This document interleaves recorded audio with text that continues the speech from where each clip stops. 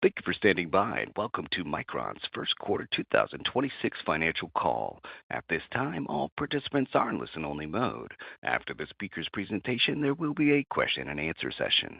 To ask a question during this session, you'll need to press star 11 on your telephone. If your question has been answered and you'd like to remove yourself from the queue, simply press star 11 again. As a reminder, today's program is being recorded. And now I'd like to introduce your host for today's program, Satya Kumar, Investor Relations. Please go ahead, sir. Thank you, and welcome to Micron Technology's fiscal first quarter 2026 financial conference call. On the call with me today are Sanjay Mehrotra, our Chairman, President, and CEO, and Mark Murphy, our CFO. Today's call is being webcast from our investor relations site at investors.micron.com, including audio and slides. In addition, the press release detailing our quarterly results has been posted on the website, along with the prepared remarks for this call. Today's discussion contains forward-looking statements that are subject to risks and uncertainties. These forward-looking statements include statements regarding our future financial and operating performance, as well as trends and expectations in our business, contractual terms, market, industry, products, and regulatory and other matters. These statements are based on our current assumptions, and we assume no obligation to update these statements. Please refer to our most recent financial reports on Forms 10-K, Forms 10-Q, and our other filings with the SEC for more information on the risks and uncertainties that could cause actual results to differ materially from expectations. Today's discussion of financial results is presented on a non-GAAP financial basis unless otherwise specified. A reconciliation of GAAP to non-GAAP financial measures can be found on our website. I'll now turn the call over to Sanjay. Thank you, Satya. Micron had an outstanding start to fiscal 2026, delivering fiscal Q1 revenue, gross margin, and EPS well above the high end of our guidance. This financial performance was driven by our strong execution across end markets and products in a tight supply environment. We achieved a number of records in fiscal Q1. Total company revenue, DRAM and NAND revenue, as well as HBM and data center revenue, and revenue in each of our business units also reached new records.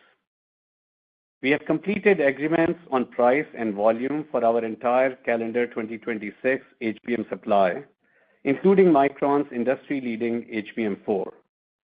We forecast an HBM TAM CAGR of approximately 40% through calendar 2028, from approximately $35 billion in 2025 to around $100 billion in 2028.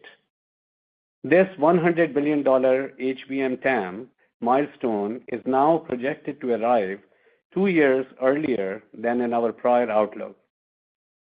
Remarkably, this 2028 HBM TAM projection is larger than the size of the entire DRAM market in calendar 2024. We are excited about our customized HBM4E customer engagements, which offer further differentiation opportunities to us, and we continue to make excellent progress on our HBM roadmap. Memory is now essential to AI's cognitive functions, fundamentally altering its role from a system component to a strategic asset that dictates product performance from data center to the edge. This structural shift means that system capabilities heavily rely on advanced memory for real-time contextual processing, which is vital for achieving autonomous and intelligent behaviors in AI data centers, as well as in applications ranging from self-driving cars to advanced medical diagnostics. With our technology leadership, differentiated product portfolio, strong operational execution, and solid balance sheet, Micron is in the best competitive position in its history and is one of the semiconductor industry's biggest enablers of AI. We anticipate substantial new records in revenue, gross margin, EPS, and free cash flow for both the second quarter and the full fiscal year 2026, and we expect our business performance to continue to strengthen through the year. Sustained and strong industry demand, along with supply constraints, are contributing to tight market conditions, and we expect these conditions to persist beyond calendar 2026. We are making progress with customers in our discussions for multi-year contracts with specific commitments. Simultaneously, we are focused on maximizing our production output from our current footprint, ramping our industry-leading technology nodes, and investing in new cleanroom space to add to our supply capability. Micron's technology leadership is foundational to our strong competitive position. Micron has led the industry for 4 consecutive technology nodes in DRAM and 3 nodes in NAND, with progressively faster yield ramps in every node. Our 1-gamma DRAM node is ramping well. 1-gamma will be the primary driver of our DRAM bit growth in calendar 2026 and will be the majority of our bit output in the second half of the calendar year. Looking beyond 1-gamma, development is underway for 1-delta and 1-epsilon nodes, which will feature innovations that we expect to extend our differentiation and technology leadership. In NAND, we are ramping our G9 node with robust yield ramps across both data center and client SSDs. Our QLC NAND mix, including G9 QLC, reached a record high during the quarter. Technology transitions to G9 will be the primary driver of our NAND bit growth in calendar 2026, and we expect it to become our largest NAND node later in fiscal 2026. I'm pleased to report that calendar 2025 is a record year for Micron in terms of both internal and customer quality measures, positioning us well to deliver for our customers as the memory industry's quality leader. As our products are increasingly integrated into higher value applications, our leadership in quality is becoming a more important differentiator. Turning to our end markets. As the world's leading technology companies advance toward artificial general intelligence and transform the global economy, our customers are committing to an extraordinary multi-year data center build-out. This growth in AI data center capacity is driving a significant increase in demand for high performance and high capacity memory and storage. Server unit demand has strengthened significantly, and we now expect calendar 2025 server unit growth in the high teens % range, higher than our last earnings call outlook of 10%. We expect server demand strength to continue in 2026. Server memory and storage content and performance requirements continue to increase generation to generation. Micron has a differentiated portfolio of high-value data center solutions to address these requirements, including our HBM, high-capacity server memory solutions, and data center SSDs. Micron's HBM4, with industry-leading speed over 11 gigabits per second, is on track to ramp with high yields in the second calendar quarter of 2026, consistent with our customers' product ramp plans. Our HBM4 uses advanced CMOS and advanced metallization process technologies on the base logic die and DRAM core dies, which are designed and manufactured in-house. This, along with our unique HBM design, packaging, and test capability, enables Micron's industry-leading performance and low-power leadership.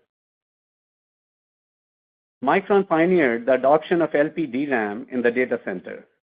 Micron's low-power DRAM server modules consume one-third the power of DDR DRAM server modules. Building on this leadership, we have sampled our 192 gigabyte LP SOCAMM2 product, which enables a 50% increase in capacity per module and a rack-scale LP DRAM density of over 50 terabytes. Our data center NAND portfolio revenue exceeded $1 billion in fiscal Q1, and we are seeing strong momentum across our data center SSD portfolio, enabled by our leadership NAND technology. In the performance SSD category, Micron has introduced the world's first PCIe Gen 6 SSD, leveraging our G9 NAND. We are seeing rapidly increasing qualification commitments for this product, including at hyperscalers. In mainstream storage, our SSDs based on G9 NAND are already seeing robust demand in the first quarter of calendar 2026. In capacity storage, our QLC-based 122 and 245 terabytes G9 SSDs are entering qualification at multiple hyperscale customers.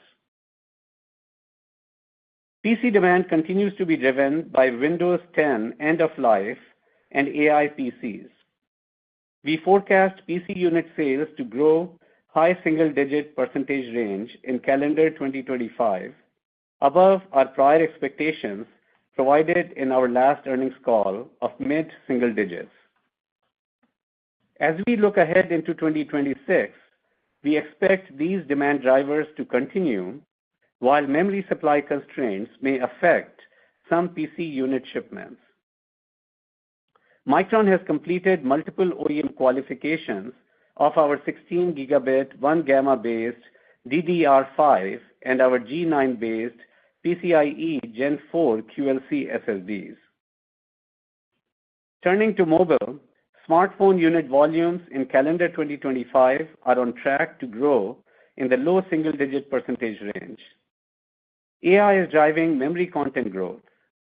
The shipment mix of flagship smartphones with 12 gigabytes of DRAM increased to 59% in calendar Q3, more than twice the level from a year ago. Micron is accelerating innovation across our mobile DRAM portfolio. In fiscal Q1, we began sampling our breakthrough 1 gamma 16 gigabit LPDDR6 product to leading OEM and ecosystem partners, marking a major milestone in next-generation memory technology. LPDDR6 will power AI at the edge, delivering over 50% higher performance and improved power efficiency for flagship smartphones and AI PCs. Micron also sampled our 1 gamma LP5X 24 gigabit product and began volume shipments of the previously announced 1 gamma LP5X 16 gigabit product to multiple OEMs. Turning to auto, industrial, and embedded.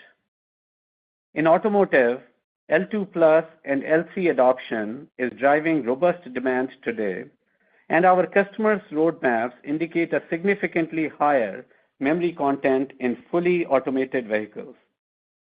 Micron is uniquely positioned for growth with our differentiated product portfolio and automotive market share leadership. Our ASIL-rated LPDDR5X and UFS 4.1 NAND products optimized for automotive and advanced robotics that include bandwidth-enhancing features are seeing strong demand and have already secured billions of dollars in design wins. In industrial, demand continues to strengthen, driven by the growing adoption of autonomous systems across various applications. Long-term demand trend trajectory remains robust for memory and storage in industrial applications, such as in factory automation, aerospace and defense, humanoid robotics, edge networking, and video surveillance. Across both auto and industrial markets, LPDDR4X and DDR4 are also experiencing strong demand, and we are making investments to provide long-term supply from our Manassas, Virginia fab. Now turning to our market outlook. Over the last few months, our customers' AI data center build-out plans have driven a sharp increase in demand forecasts for memory and storage. We believe that the aggregate industry supply will remain substantially short of the demand for the foreseeable future. The dramatic increase in HBM demand is further challenging the supply environment due to the 3-to-1 trade ratio with DDR5 and this trade ratio only increases with future generations of HBM. Additional clean room space is necessary to address this increased demand, and lead times for clean room build-out are lengthening across geographies. Together, these demand and supply factors are driving tight industry conditions across DRAM and NAND, and we expect tightness to persist through and beyond calendar 2026. Calendar 2025 DRAM and NAND industry bit demand growth expectations are higher than in our last earnings call outlook. We now expect calendar 2025 DRAM bit demand growth to be in the low 20% range versus high teens previously. We expect 2025 NAND bit demand growth to be in the high teens percentage range versus low to mid-teens previously. We expect calendar 2026 industry DRAM and NAND bit shipment growth to be constrained by industry supply. We expect both DRAM and NAND calendar 2026 industry bit shipments to increase around 20% from 2025 levels. Micron is working hard to support our customers' demand during this time, and we expect to grow our DRAM and NAND bit shipments approximately 20% in calendar 2026. Despite significant efforts, we are disappointed to be unable to meet demand from our customers across all market segments. Micron plans to increase our fiscal 2026 CapEx to approximately $20 billion versus our prior estimate of $18 billion. This increase will primarily support our HBM supply capability and also our 1-gamma supply in calendar 2026. We are pulling in equipment orders and accelerating installation timelines to maximize output capability. Micron is also investing across our global manufacturing footprint to add supply to support longer-term demand.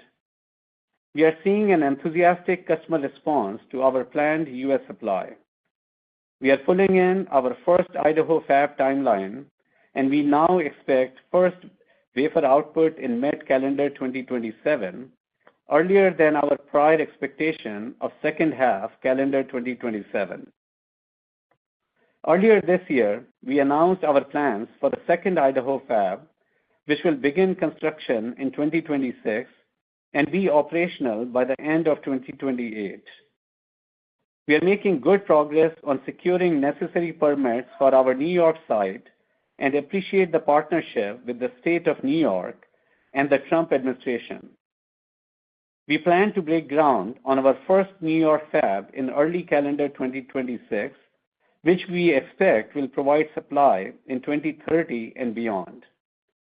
In Japan, with the support of METI, we are making technology and manufacturing investments.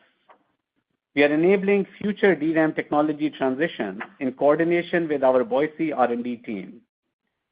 We are also adding clean room space in our Hiroshima fab to support these advanced nodes, which will increase production scale and optimize fab economics. In Singapore, our HBM advanced packaging facility is on track to contribute meaningfully to our HBM supply in calendar 2027. As HBM becomes a part of our Singapore manufacturing footprint, we expect opportunities for synergies between NAND and DRAM production. We are pleased with the progress on our assembly and test facility in India, which has initiated pilot production and will ramp in 2026. As we make progress on our strategic manufacturing initiatives, we will continue to be responsive to the market environment and disciplined with our CapEx plans. I will now turn it over to Mark for our fiscal Q1 financial results and outlook. Thank you, Sanjay, and good afternoon, everyone. Micron delivered strong financial results for the fiscal first quarter, with revenue, gross margin, and EPS all exceeding the high end of our guidance. During the quarter, we generated record free cash flow, reduced our debt, and returned to net cash. Total fiscal Q1 revenue was $13.6 billion, up 21% sequentially and up 57% year over year, setting a quarterly record for the third consecutive quarter. We saw sequential revenue growth across all our business units. Fiscal Q1 DRAM revenue was a record $10.8 billion, up 69% year over year, and represented 79% of total revenue. Sequentially, DRAM revenue increased 20%. Bit shipments were up slightly, and prices increased approximately 20%, driven by tight industry DRAM supply, pricing execution, and favorable mix. Fiscal Q1 NAND revenue was a record $2.7 billion, up 22% year over year, and represented 20% of Micron's total revenue. Sequentially, NAND revenue increased 22%. NAND bit shipments increased in the mid to high single-digit percentage range, and prices increased in the mid-teens percentage range, driven by tight NAND industry supply, pricing execution, and favorable mix. The consolidated gross margin for fiscal Q1 was 56.8%, up 11 percentage points sequentially. This improvement was driven by higher pricing, with strong cost execution and favorable mix. Now turning to quarterly financial performance by business unit. Cloud memory business unit revenue was a record $5.3 billion and represented 39% of total company revenue. CMBU revenue was up 16% sequentially, driven by an increase in bit shipments and higher prices. CMBU gross margins were 66%, higher by 620 basis points sequentially, supported by cost execution and higher pricing. Core data center business unit revenue was a record $2.4 billion and represented 17% of total company revenue. CDBU revenue was up 51% sequentially, driven by robust bit shipments and higher pricing. CDBU gross margins were 51%, up 990 basis points sequentially, supported by higher pricing and cost execution. Mobile and client business unit revenue was a record $4.3 billion and represented 31% of total company revenue. MCBU revenue was up 13% sequentially, driven by higher pricing, partially offset by lower bit shipments. MCBU gross margins were 54%, up 17 percentage points sequentially, driven primarily by higher pricing. Automotive and embedded business unit revenue was a record $1.7 billion and represented 13% of total company revenue. AEBU revenue was up 20% sequentially, driven by higher bit shipments and higher pricing. AEBU gross margins were 45%, up 14 percentage points sequentially, driven primarily by higher pricing. Operating expenses in fiscal Q1 were $1.3 billion, up $120 million quarter over quarter and in line with our guidance range. The sequential increase was driven by higher R&D expenses in support of technology and product development on our new DRAM and NAND technology nodes. We generated operating income of $6.4 billion in fiscal Q1, resulting in an operating margin of 47%, up 12 percentage points sequentially and 20 percentage points year over year. Fiscal Q1 taxes were $977 million on an effective tax rate of 15.1%. Non-GAAP diluted earnings per share in fiscal Q1 was $4.78, with 58% sequential growth and 167% versus the year-ago quarter. Turning to cash flow and capital expenditures. In fiscal Q1, operating cash flows were $8.4 billion, and capital expenditures were $4.5 billion, resulting in free cash flow of $3.9 billion. Fiscal Q1 free cash flow was a quarterly record, exceeding our prior record in fiscal Q4 2018 by over 20%. Ending inventory for fiscal Q1 was $8.2 billion, down $150 million sequentially, with days of inventory at 126. DRAM inventory days remain tight and below 120 days. On the balance sheet, we held $12 billion of cash and investments at quarter end and maintained $15.5 billion of liquidity when including our untapped credit facility. In fiscal Q1, we repurchased $300 million of shares as permitted by the terms of the CHIPS agreement. During the quarter, we also reduced debt by $2.7 billion, paying off a $1 billion balance of term loans and redeeming $1.7 billion of senior notes. We closed the quarter with $11.8 billion of debt and a net cash balance over $250 million. Through the fiscal year, we expect to further strengthen our balance sheet as we generate additional free cash flow. Before turning to our outlook, I would like to share an update on how we are benefiting from AI use across Micron.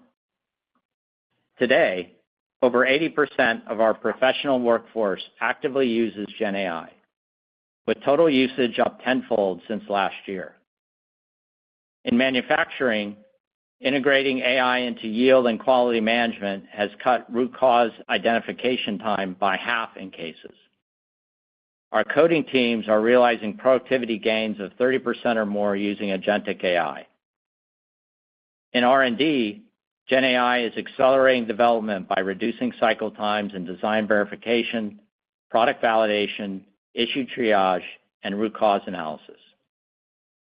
Across business functions, GenAI is broadening automation opportunities, and we are deploying conversational analytics to accelerate and improve decision-making. We expect Micron's use of AI across the enterprise to further strengthen our competitiveness in the coming years. Now turning to our outlook for the fiscal second quarter. Industry demand is greater than supply for both DRAM and NAND. We expect higher price, lower cost, and favorable mix to all contribute to gross margin expansion in Q2. Operating expenses for fiscal Q2 are projected to be approximately $1.38 billion. As mentioned last quarter, Micron's fiscal Q4 2026 OpEx will also reflect the effect of an additional work week in this 53-week fiscal year. We expect a fiscal Q2 and fiscal year 2026 tax rate of around 15.5%. Micron is investing in a disciplined manner across our global manufacturing footprint to better meet demand. To address tight supply-demand conditions extending beyond 2026, we now project our capital spending in fiscal 2026 to be approximately $20 billion, weighted to the second half of the fiscal year. We expect free cash flow to strengthen in fiscal Q2, and we expect to generate significantly higher free cash flow year over year in fiscal 2026. Any impacts that may occur due to potential new tariffs are not included in our guidance. With all these factors in mind, our non-GAAP guidance for fiscal Q2 is as follows. We expect revenue to be a record $18.7 billion, plus or minus $400 million. Gross margin to be in the range of 68%, plus or minus 100 basis points. And operating expenses to be approximately $1.38 billion, plus or minus $20 million.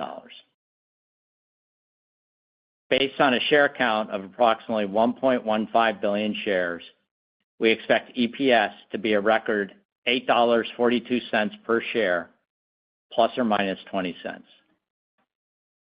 I'll now turn it over to Sanjay to close. Thank you, Mark. AI-driven demand is here, and it is accelerating. And Micron is capturing these opportunities with the best competitive position in its history. This success is built on the strength of our global team, and I want to thank our team members worldwide for their hard work and dedication. We are in the most exciting time in Micron's history, and the best is yet to come. We will now open for questions.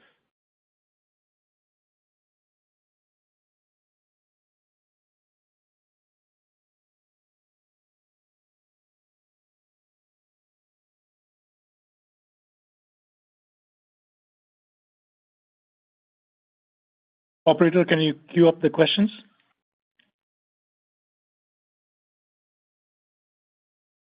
Yes, sir. And I show our first question comes from the line of Timothy Arcuri from UBS. Timothy Arcuri from UBS, your line is open. Thanks a lot. Sanjay, I wanted to ask you about customer LTAs. I know we're hearing about D5 that's being bundled with HBM and in some cases even NAND. So can you just talk about these LTAs? I know it sounds like these are stretching out through 26 and in some cases even into 27. I've even heard of some stuff into 28. So can you talk about the nature of these LTAs? And then I had a follow-up as well. Thanks. These are multi-year contracts that we are in discussions with several of our key customers. And these contracts, of course, involve DRAM as well as NAND. And, with respect to terms, of course, these contracts that we are under discussions for are very different from prior LTAs. They have specific commitments in them and much stronger contract structure. And beyond that, I can't be giving you specifics at this point. Of course, in the future, if and when appropriate, we'll be sharing further details. Thanks. And then, Mark, I wanted to ask you about CapEx. So you took it up to $20 billion net, but it still seems, you're not guiding all fiscal 26 revenue, so we don't really know what the capital intensity number is, but it seems like it's like 25 to 30%, which is a little below your 35%, metric that you usually think of. So is that because you're constrained because of fab space? And can you just talk about, does that sort of like roll into fiscal 27 where we would see, CapEx up more near that 35% range? Thanks.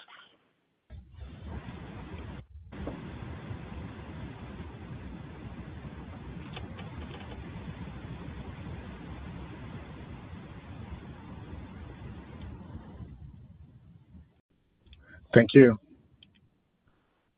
Thank you. And I show our next question in the queue comes from the line of C.J. Muse from Cantor Fitzgerald. Please go ahead. Back to you.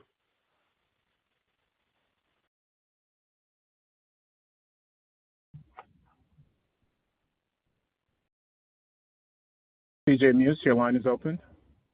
Yeah. They didn't answer the prior question.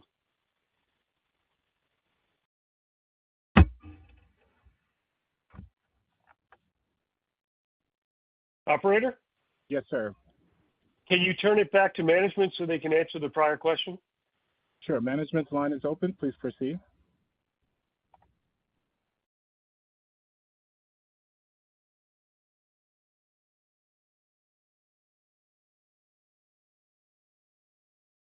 I believe the speaker's lines are muted at this time.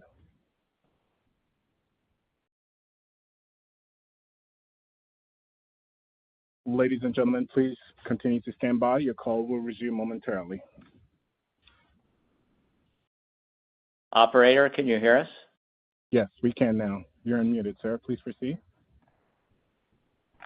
Okay. I'm not sure what happened there. We were on mute here. So I just want to make sure that you heard Sanjay's response, correct?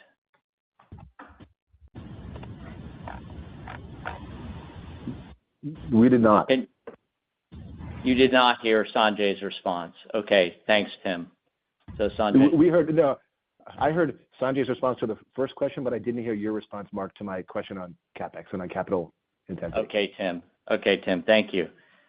So you're right, Tim. We're not providing a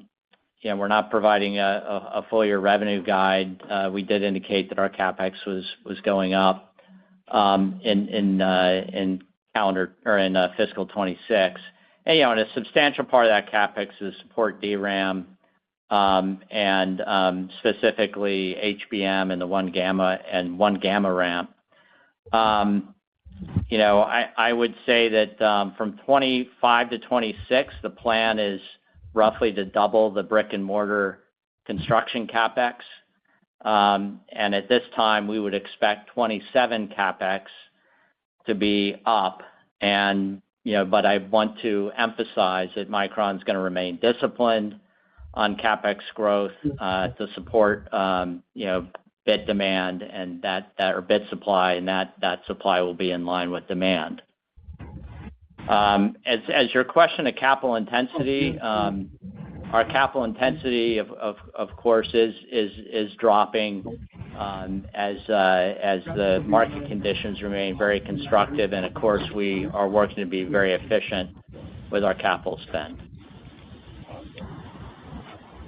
Okay, Mark, thank you. Thank you.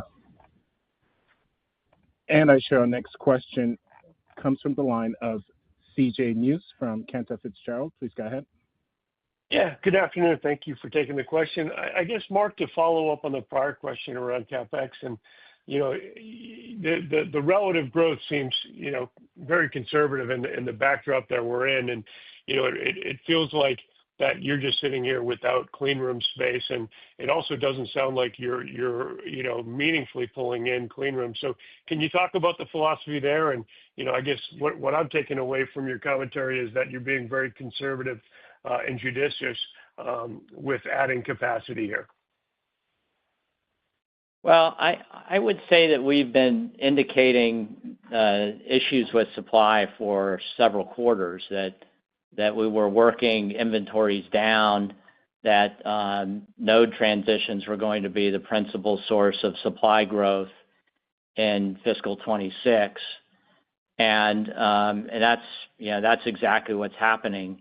And we know that clean room space takes time, and the HBM growth, which has only picked up with AI-driven demand, has further pressured supply. So there's no, near-term solution. As we said in the prepared remarks, the entire industry we expect to be short to demand, and we're no different in that case. But we are moving quickly to do our best to provide customer supply, and we have pulled in tools. We have accelerated construction in Idaho. We are doing everything we can within our existing footprint and near-term capacity expansions to deliver supply. And so we provided a bit growth number for 26, and that is supply constrained. And I'll just add that, of course, we are continuing to make the investments in technology transitions in our existing footprint. And as we highlighted, that 1 gamma node will be, majority driver of our supply growth in 26. And of course, you have seen us make investments not only in technology transitions, but also in greenfield capacity, but also enabling greater technology production capability in our existing clean rooms in Japan. And we are making the necessary investments there as well. So, of course, we remain disciplined, but we are very much focused and trying to work hard toward increasing our supply there. And pleased with our plans for Idaho 1, Idaho 2, and of course, New York as well. And of course, in the short term, very much focused on maximizing production efficiencies, maximizing our production output from the existing footprint as well.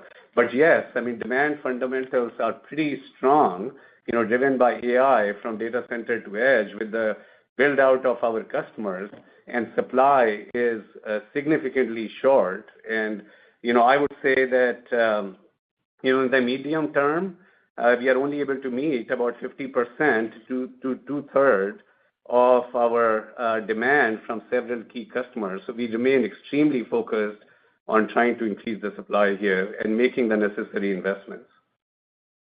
Very helpful. And then I guess as a follow-up for gross margins, obviously the guide is quite stellar, but curious as you go through calendar 26, how should we think about cost down across both DRAM and NAND?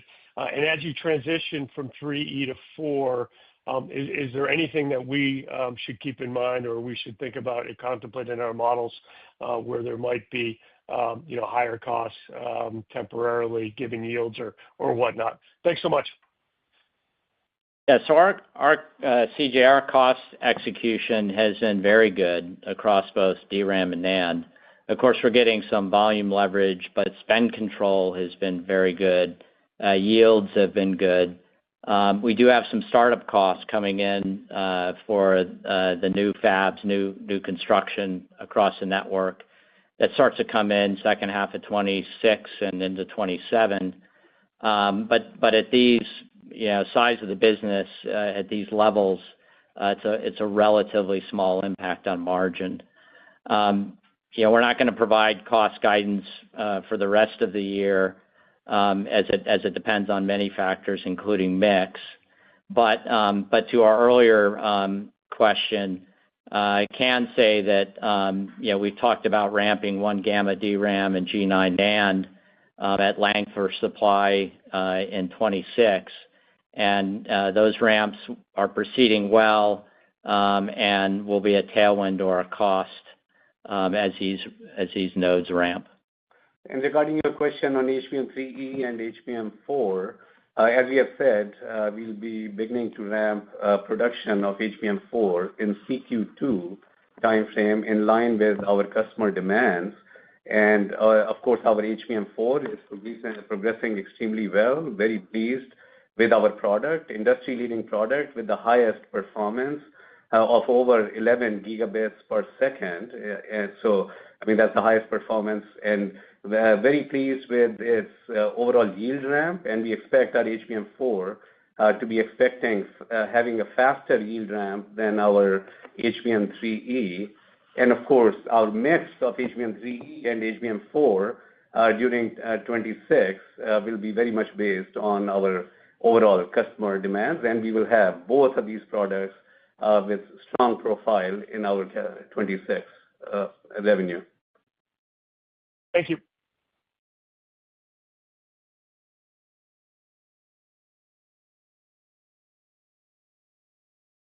And I share our next question in the queue comes from the line of Harlan Sur from JP Morgan. Please go ahead.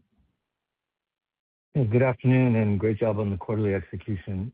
Just over the past 3 to 4 months, as we track the different ASIC AI XPU programs, there's been a significant upward revision on ASIC XPU volume shipments next year. You have Google TPU, AWS Trainium, and so on, right? And all of these XPUs are still going to be using HBM3E. Has the team seen this near-term positive dynamic in your order book for 3E? And given that you're fully contracted for calendar 26, what appears to be growing upside to next year's view, how is the Micron team going to try and manage this upside dynamic in 3E alongside a strong HBM4 demand profile? So as I mentioned, Harlan, earlier, that of course 2026 will have a mix of HBM3E and HBM4. And we have shared with you in the past that we are engaged with multiple customers, with the entire ecosystem here of HBM customers, and very much engaged with them. And they will all contribute to our strong year-over-year growth in revenue in 26. And of course, that will be made up of both HBM3E and HBM4. So as I said, we will continue to manage the mix of the two based on customer requirements. I can tell you that 2026 supply on HBM will be tight, non-HBM DRAM will be tight as well. So we are continuing to see, as we have highlighted in our prepared remarks, tightening supply environment. And of course, we see strong year-over-year growth in 26 for our HBM. We today upped our revenue forecast for HBM. We highlighted that by 2028, we expect it to be $100 billion TAM, and that's 2 years ahead of our prior outlook. So of course, HBM is on a good trajectory. And what I can also tell you is that customers, as their architectures are evolving, as their platforms are evolving, and these are customers across the ecosystem, of course, they are requiring more and more HBM. I mean, the value of memory in terms of ability to deliver the AI capabilities and the functionality and the performance, memory is critical and more HBM is required, and that's across the various AI platforms in the industry. I appreciate that, Sanjay. And then after 2 to 3 quarters of enterprise SSD sort of muted trends, I believe the team saw a strong reacceleration in the business, right? According to some of the third-party research estimates, I think your enterprise SSD business grew like 25% sequentially in the most recent quarter, right? So you're the number 3 market share leader amongst 8 or 9 competitors, right? Very strong share position. Given, I would assume, increasing demand trends here, expanding lead times, is the Micron team also entering into long-term supply agreements with your eSSD customers? And then secondarily, I mean, SSD demand, is it more tied to expansion in inferencing workloads as customers aggressively move to monetization? In other words, is storage intensity higher on inferencing versus training workloads? So with respect to enterprise SSDs, really very proud of our engineering and business teams, and of course, our sales teams in terms of our customer engagement and the strong momentum and the share gains that we have with our enterprise SSD. Of course, our enterprise SSDs are a big part, an important part, let me say, of our data center strengthening mix. Of course, DRAM is continuing to increase in mix toward data center, but data center SSDs are an important part of our overall revenue mix. And we expect to continue to focus on share gains with our strong SSD roadmap, customer engagements, and great quality that we provide to the customers. And as I mentioned, that our multi-year contracts that we are in discussions with our several key customers, our SSDs, our data center SSDs are also part of that. And let me tell you that these multi-year contracts are not just about data center customers. They also are about multiple customers across our market segments here.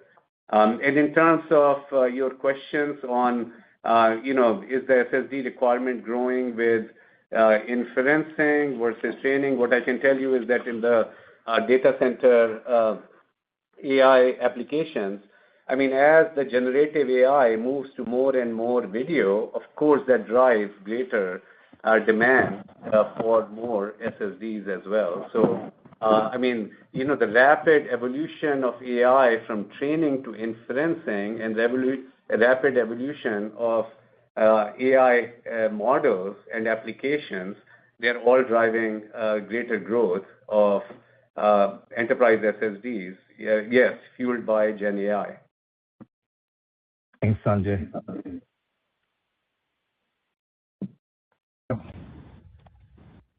And I share our next question comes from the line of Tom O'Malley from Barclays. Please go ahead. Hey, guys. Thanks for taking my question. Sanjay, you've been helpful in the past about kind of talking about Micron's ramp in HBM and then also the ramp of the total market. You gave some new color on HBM with the $35 billion moving at a 40% CAGR. But Micron specifically, I was curious if you could give us any color on percentage of the DRAM business today that's HBM from a dollars perspective, and then on share as you move into next year. Obviously, there's a large competitor that is looking to become more competitive at 3E. We haven't heard anything on 4 yet. How do you feel about your competitive positioning into next year? And do you think that you're going to make any strategic decisions differently based on the public certification of their memory in the next couple of months? Thank you very much. We feel very good about our competitive position. We feel very, very good about our product and our HBM4 product that we have highlighted as industry-leading performance over 11 gigabit per second, the best specifications in the industry with our performance. And of course, we feel very good about the power consumption in our products as well. In the past, we have shared with you that how our HBM3E is 30% lower power than any of the competitors in the industry, and we are maintaining that momentum of low power, which is in data center applications is very important. So we are maintaining our performance and power, and of course, our strong capacity position with HBM4 roadmap as well. So we feel very good about our competitive position, about our roadmap, and our roadmap going beyond HBM4 for the future years, beyond 26 as well. And we are very proud of our team's ability to execute successfully over the course of last several quarters in terms of ramping up production capabilities of HBM3E. And we shared with you that in CQ3, we reached our share of HBM3E to be in line with our HBM share to be in line with our DRAM share. And we have always highlighted that as we have reached that share, we will, particularly in this tight supply environment, we'll be managing the mix of our HBM as well as our non-HBM. All of it is in high demand, and HBM as well as non-HBM has strong profitability. So looking at our strategic customer relationships as well as our overall profitability goals and growth objectives, we'll continue to manage that mix between HBM and non-HBM. But of course, HBM is growing, and we have highlighted that how we expect the TAM to be $100 billion by 2028, a couple of years ahead of our prior projection. And of course, we will grow our HBM as well. 2026 will see a strong year-over-year growth in our HBM. And in this tight supply environment, as I mentioned, that the gap between the demand and supply for all of DRAM, including HBM, is really highest that we have ever seen, and I quantified it earlier as well. So in this environment, of course, working closely with our customers, we are continuing to manage our mix of the product here. Thank you, Sanjay. As we focus on also continuing to increase supply to better address our customers' demand requirements. Perfect. And then just as a follow-up, you've said historically kind of the $8 billion run rate. If you look at November and February, you're taking up the total TAM, but any color specifically on HBM contribution in the November quarter and what you're expecting in the guide? We are not really providing those specifics here in terms of the breakout. We highlighted that in FQ1, our HBM revenue was a record. We did highlight that. And beyond that, we are really not going to be providing the specifics in terms of revenue. And just would tell you again that year over year in 26, we'll be seeing strong growth in our HBM revenue. Thank you, sir. And again, our product is very well positioned. So, that's a very good place to be in terms of managing overall mix of the business. Thank you. And our next question comes from the line of Krish Sankar from TD Cowen. Please go ahead. Yeah, hi. Thanks for taking my question, and congrats on the phenomenal results and guidance. My first question is for Mark. I know you spoke about the sustainability for next year. I'm kind of curious how to think about growth margins beyond the February quarter, like into May. Is it going to improve or sustain at these levels? How to think about the growth margins? And a follow-up for Sanjay. Thanks, Krish. We're not guiding margins beyond Q2. We did guide a record Q2, as you know, 68%, 11 points sequential improvement, 7 points better than the previous record. We did indicate that our business would strengthen through the year. So we do believe margins can be up. We do believe that they will be up for DRAM and NAND. Now, keep in mind that at these high gross margin levels, mathematically, we get less in gross margin percent for the same increase in price. So, we would expect gross margins to expand beyond fiscal Q2, but we would expect that growth to be more gradual than what we've seen in the last couple of quarters, or the first quarter and the second quarter guide. Got it. Thanks a lot, Mark. That's super helpful. And then Chris, just one last thing.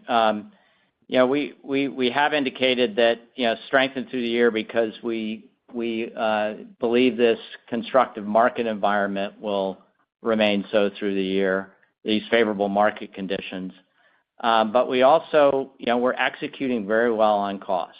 And as Sanjay mentioned earlier, we're deploying the bits to the valuable part of the market and where we can serve our customers best. Got it. Super helpful, Mark. Thanks for that. And Sanjay, just as a follow-up to the earlier question, I understand you don't want to put some boundary conditions, but a year ago you totally nailed it when you said you're going to get HBM market share close to your DRAM market share, DDR market share. So when you talk about 2028 CAGR of 40%, $100 billion TAM, how to think about Micron's HBM market share in that realm? Should we assume it's going to be in the low 20%? So that spectrum, or it's going to be lower? Thank you. So Krish, again, we are not really going to be specifying, the share. As we have said, we will be managing the mix of the business between HBM as well as our non-HBM. It's like any other product in our portfolio that, when you have a strong product roadmap across the portfolio, then of course, we manage the mix across our portfolio with all the strategic reasons and customer relationships in mind. So Krish, we are not really going to break that down. And, all I would say is that, in this current industry environment, which we see as durable industry fundamentals, in the foreseeable future, we are in a very good position with all the tailwinds of our product portfolio and, of course, the increasing value of memory across the board, of course, HBM, but also non-HBM in data center and other markets. We will just remain very focused on managing the mix of our business and, of course, managing for the best in the midterm as well as keeping in mind the longer term. Thanks a lot, Sanjay. Appreciate it. Thank you. One moment for our next question. And our next question comes from the line of Chris Danely from Citi. Please go ahead. Hey, thanks, guys. So I just wanted to dig in on these long-term customer contracts you guys are negotiating. Can you give us any more sense of when you think you'll be able to sign these, and then maybe just talk about what the holdup is? Is it just the unprecedented length or size? And given that the AI companies are asking for so much of your capacity, are you able to get them to, more or less contribute to the building of a new fab? Thanks. So we will not really get into the specifics around our contract discussions with our customers.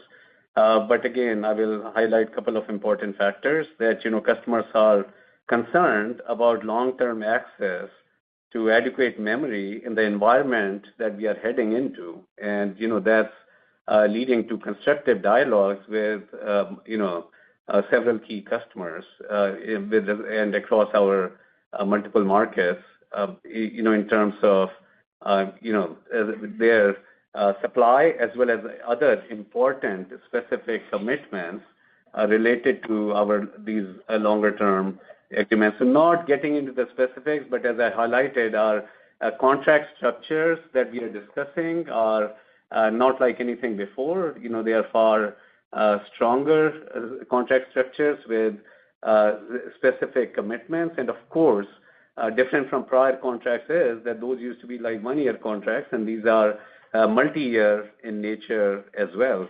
And as we look at addressing the customer discussions, of course, we have to look at our overall supply. And I have mentioned to you that in the midterm, medium term, we are only able to meet, half to two-thirds of the demand from our several key customers.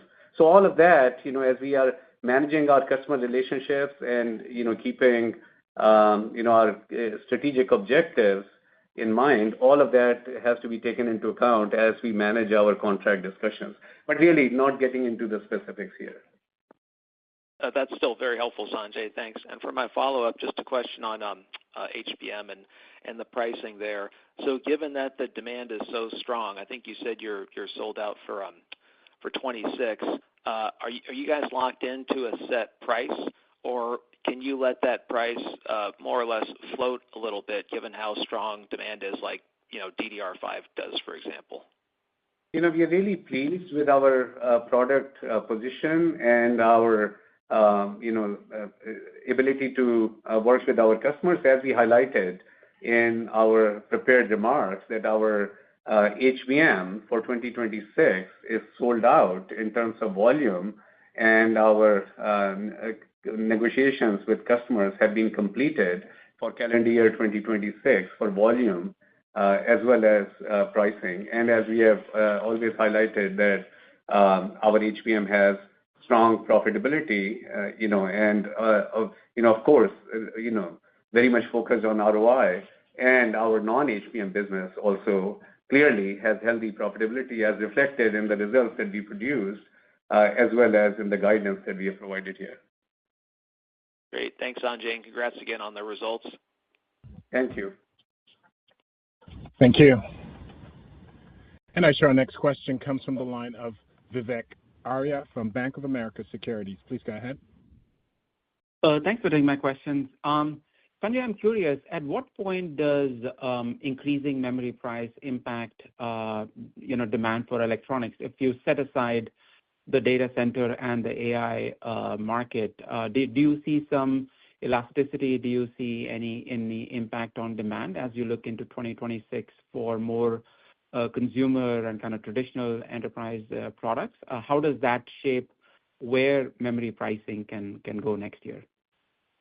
We have highlighted in our prepared remarks that, in some of the consumer markets, some of the unit demand may get impacted, given, semiconductor prices here, given memory prices here. And of course, some of the customers may have, for example, in smartphone and PCs, they may have some mixed adjustments in their portfolio as well to address available supply to them. But, these are accounted for in our forecast that we have.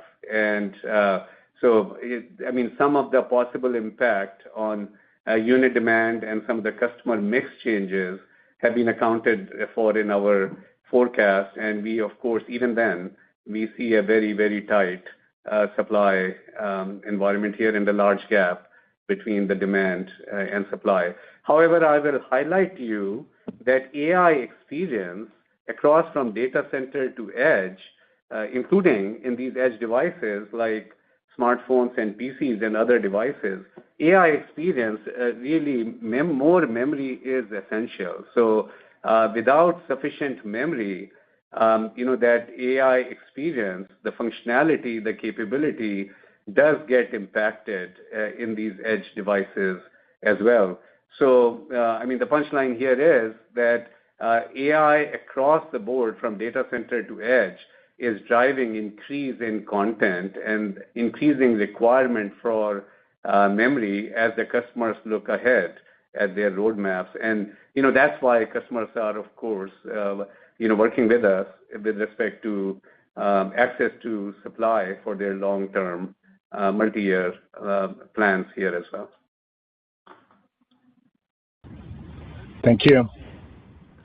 This concludes our Q&A session and today's conference call. At this time, I'd like to end today's conference call. Thank you all for participating. You may now all disconnect.